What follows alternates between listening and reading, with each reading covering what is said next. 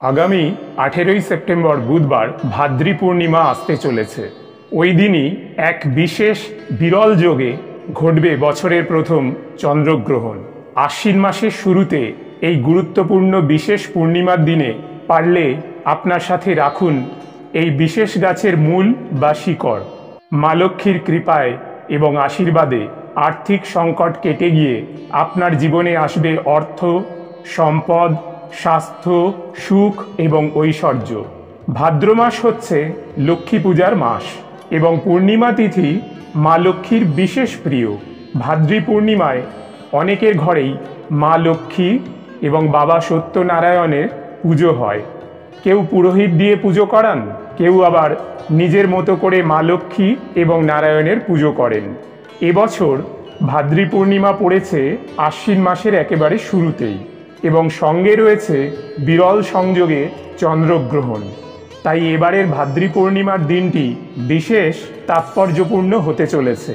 এই দিন একটি বিশেষ গাছের এই শিকড় আপনার জীবনে আনতে পারে আমূল শুভ পরিবর্তন। বন্ধুরা, পূর্ণিমা এবং অমাবস্যা তিথিতে চন্দ্র এবং সূর্যের অবস্থানের কারণে পৃথিবীর ওপর তার মহাজাগতিক প্রভাব পড়ে। এর সাথে যদি চন্দ্রগ্রহণ থাকে তাহলে এই মহাজাগতিক প্রভাব কয়েক হাজার গুণ বেড়ে যায়, যা আমাদের ব্যক্তি জীবনকেও অনেক পরিমাণে প্রভাবিত করে। সেই কারণেই শাস্ত্রে গ্রহণের সময় কিছু বিধিনিষেধ মেনে চলার কথা বলা হয়েছে। স্নান, আহার এবং পূজাপাঠ সংক্রান্ত এই সকল বিধিনিষেধগুলি মেনে চললে আমরা অনেক ভয়ঙ্কর বিপদ থেকে বেঁচে যেতে পারি। চন্দ্রগ্রহণের দিন গ্রহণ চলাকালীন পূজাপাঠ, আহার এবং রান্নার কাজ করা উচিত নয়। গ্রহণ ছেড়ে গেলে আপনি ঠাকুরের আসন পরিষ্কার করে গঙ্গাজল ছিটিয়ে দিয়ে তারপর পুজোর জোগাড় করতে পারেন। সমস্ত রান্নার জলে তুলসী পাতা দিয়ে দেবেন এবং গ্রহণ ছেড়ে গেলে তারপর রান্না এবং খাওয়া দাওয়া করবেন। 18ই সেপ্টেম্বর বুধবার পূর্ণিমার দিন চন্দ্রগ্রহণ শুরু হবে সকাল 6:09। গ্রহণ স্পর্শ করবে সকাল 7:42। গ্রহণের মধ্যস্থিতি 8:14 এবং গ্রহণের মুখ্য সময় সকাল 8:47। এরপর গ্রহণ সম্পূর্ণ ছেড়ে যাবে সকাল 10:19। পূর্ণিমা তিথি শুরু হচ্ছে এর আগের দিন অর্থাৎ 17ই সেপ্টেম্বর মঙ্গলবার সকাল 11:45 এবং পূর্ণিমা তিথি চলবে 18ই সেপ্টেম্বর বুধবার সকাল 8:05 পর্যন্ত। যেহেতু দিনের বেলা চন্দ্রগ্রহণ, তাই ভারত বা বাংলাদেশ থেকে তা দেখা যাবে না। এই দিন আপনি পুজো পাঠ, জপ, ধ্যান, গঙ্গা স্নান এবং সাধ্যমতো কিছু দান করতে পারলে লক্ষ্মীনারায়ণের বিশেষ আশীর্বাদ পাবেন। এর সঙ্গে পারলে সঙ্গে রাখুন এই বিশেষ গাছের শিকড় বা মূল। এই শিকড় বা মূল চন্দ্রগ্রহণযুক্ত পূর্ণিমা তিথিতে আপনার সঙ্গে থাকলে মা লক্ষ্মীর কৃপায় আপনি প্রচুর ধনসম্পত্তির মালিক হবেন। আপনার সংসার স্বাস্থ্য, সুখ এবং সমৃদ্ধিতে ভরে উঠবে। বন্ধুরা, এই বিশেষ শিকড় বা মূলটি হল শ্বেত অপরাজিতা গাছের মূল। শ্বেত অপরাজিতা গাছ এবং এই গাছের মূল দিয়ে নানান তান্ত্রিক সাধনা, বিভিন্ন ধরনের জ্যোতিষ প্রতিকার এবং অনেক রকম বাস্তুদোষ নিবারণ করা হয় এবং শক্তিশালী আর্থিক টোটকা করা হয়ে থাকে।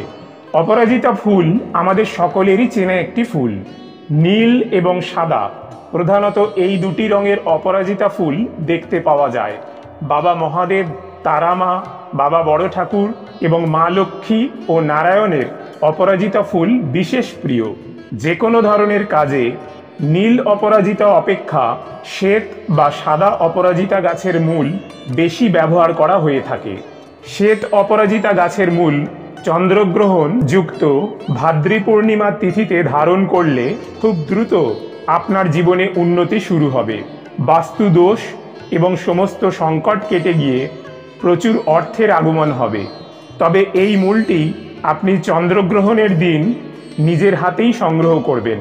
বাড়িতে বা আশেপাশে যদি এই গাছ না থাকে নার্সারি বা অন্য কোনো গাছের দোকান থেকে একটা শ্বেত অপরাজিতা গাছ আনিয়ে রাখতে পারলে ভালো হয়।